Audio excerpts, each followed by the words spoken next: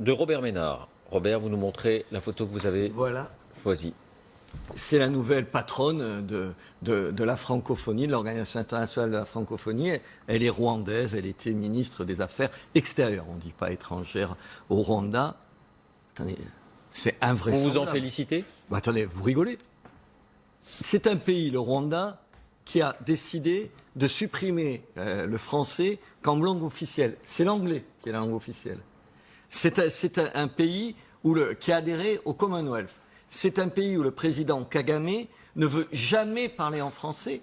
Et son ministre des Affaires extérieures va présider l'Organisation internationale de Alors pourquoi ce choix ? Comment ? Pourquoi ce choix ? On va y arriver. J'ajoute toujours, dans l'OIF, il y a tout un passage sur les droits de l'homme. Organisation internationale pour la francophonie. De la francophonie. Les droits de l'homme. Les droits de l'homme au Rwanda.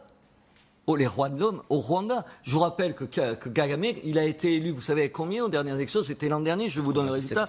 98,79% des voix. Même il y a peu de pays qui osent des chiffres pareils. Alors pourquoi ? Mais pourquoi ? Parce que c'est un deal entre la France et le Rwanda.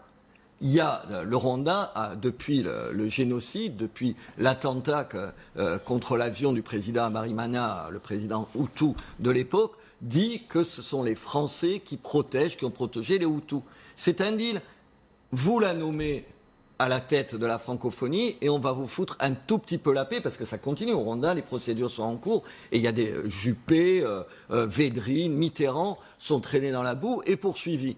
J'ajoute, pour la petite histoire, que nous avons, et j'espère que ce n'est pas ça qu'il y a derrière, que nous avons ici une procédure contre les amis de M. Kagame. Ils sont inculpés en France dans le déclenchement du génocide et dans leur responsabilité. Dernier point, et donc je trouve ça surréaliste. Dernier point, figurez-vous qu'à ces derniers mois, le Rwanda ne payait même pas sa cotisation à la francophonie. Mais ça n'empêche pas de devenir la patronne. Romain Goupil.